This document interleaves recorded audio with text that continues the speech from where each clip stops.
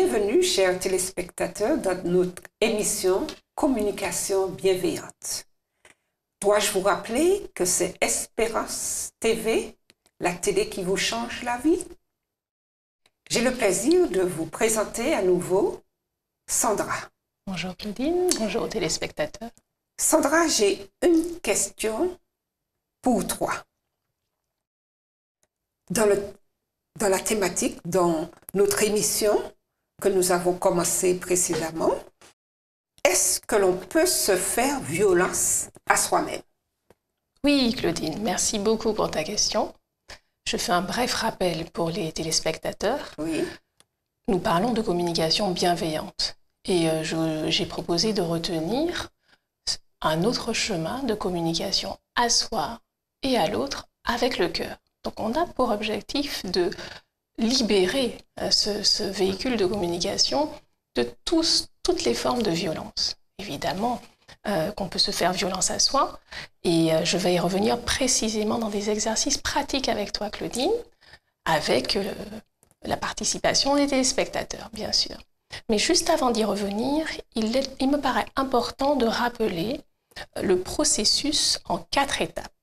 Donc, si on veut utiliser un moyen mnémotechnique, ce processus va passer par l'observation, l'expression des sentiments, l'expression du besoin et une demande. Alors, je vais vous proposer un schéma. C'est un fameux bonhomme. Le bonhomme, on va l'appeler le bonhomme OSBD. Pourquoi OSBD? C'est un anagramme parce que le O va rappeler le O de observation. Le S viendra pour sentiment, ce que nous avons à exprimer. Le B est mis pour besoin. Et enfin, le D, demande. Voilà, Claudine. Alors, ce fameux bonhomme... Oh, oui. Donc, ça schématise les 4 étapes du processus de communication bienveillante que je veux vous partager. La première étape va nous amener à nous appesantir sur l'observation. Donc, notre bonhomme, on voit qu'il a... au niveau de la tête, un cercle, et que l'observation, elle se situe à ce niveau-là. Donc là, c'est tout ce qui est mental, Claudine. On observe, on n'est pas encore descendu plus bas au niveau du cœur, on reste au niveau de la tête. On observe, nos yeux voient. Il est difficile d'observer sans évaluer, sans juger, tu me confirmes, sans analyser, sans faire tout de suite fonctionner son mental pour évaluer une situation. Alors c'est ce qu'on va apprendre à faire au niveau... Premièrement, de cette partie, d'observer, mais sans évaluer. Alors, rassurez-vous, pardonne-moi Claudine, rassurez-vous, je vais détailler chacune de ces étapes du processus. Là, je le présente juste globalement. Tu voulais poser une question. Ça veut dire que quand on a en face de soi quelqu'un, c'est le processus pour pouvoir entrer en relation avec l'autre. Alors, nous sommes dans un processus qui vise à identifier et sortir toutes les formes de violence. Qui dit processus dit méthode, temps, pratique, mise en application. C'est vraiment quelque chose de progressif. Donc nous entrons dans ce processus pour, in fine, et aussi en chemin, savoir communiquer avec bienveillance avec soi-même et avec bienveillance avec l'autre. Mais d'emblée, je ne peux pas te promettre, ni vous promettre que vous y arriverez. Quand vous suivrez les 4 étapes, vous devrez répéter l'exercice. Vous assimiler des choses pour que ce processus vous soit familier. Voilà. Mais l'objectif, il est évidemment celui-là. Okay. Au terme de la mise en application de ce processus, de parvenir à comprendre à quel point on a augmenté son niveau de conscience et qu'on est sorti des chemins habituels de la violence dans lesquels spontanément on va régulièrement. Si c'était ça ta question. Oui, c'est bien. Donc, pour reprendre notre bonhomme, nous avons les images mentales qui restent au niveau du cercle qui correspond à la tête. Donc ça, il faudra qu'on apprenne à observer, mais sans évaluer, parce que nous le faisons systématiquement. C'est un apprentissage qu'on fera. Deuxièmement, vous voyez bien qu'au niveau de l'étage inférieur, il y a un cœur, Claudine.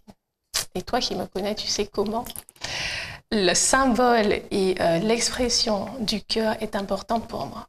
Donc au niveau du cœur, mais qu'est-ce qu'on va dire, Claudine, à ton avis? On va dire son ressenti, son sentiment. Est-ce qu'on va commencer à l'exprimer en disant tu m'as fait mal? Non. On va commencer par quoi? Je me sens mal. Oui, mais c'est que Claudine a déjà tout compris. Donc c'est exactement ça. Au niveau de l'étage inférieur, où le cœur est bien symbolisé, on dit ce qui vit en soi. Voilà, on ose s'ouvrir. On ose le chemin de la vulnérabilité, même si l'on croit que c'est de la faiblesse. Mais on se rendra vite compte que dans ce pari, on est gagnant.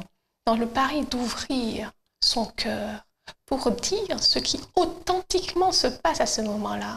Ce n'est pas de la vulnérabilité, c'est une force qui vient stimuler l'autre exactement au même endroit, au niveau du cœur, pour l'amener dans ce lien de connexion du cœur à vous rejoindre, puisque ça stimule son empathie, ça stimule sa bienveillance. Donc, continuons. Nous passerons aussi du temps lors de nos entretiens sur la troisième étape, qui est l'expression de son besoin.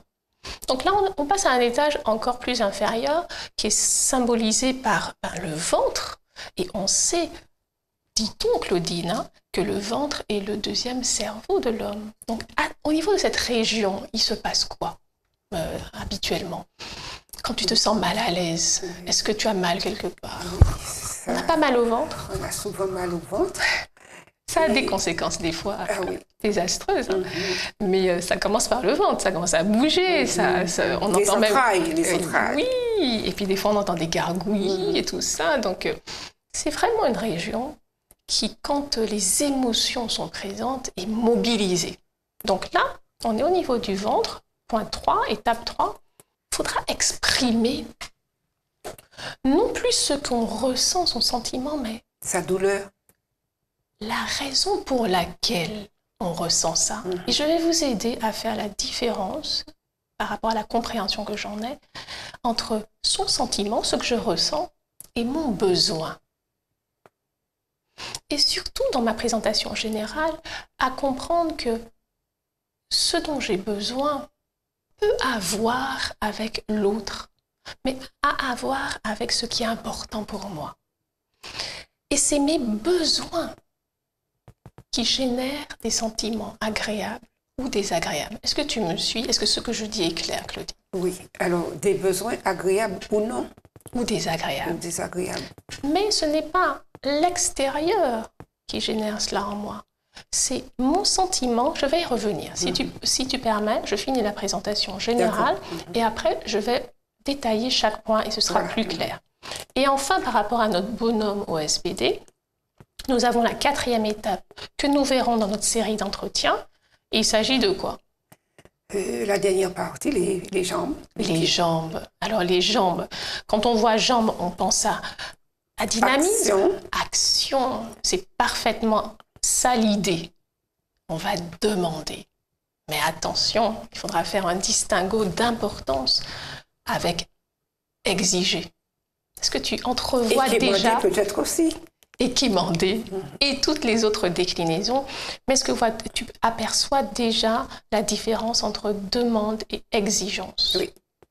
Il y en a une qui offre un choix et l'autre qui le ferme. Tu es d'accord? Yes. Donc voilà ce bonhomme OSBD que je vous propose, Claudine et aux téléspectateurs, qui va symboliser de façon générale le processus de communication bienveillante que nous allons aborder étape par étape.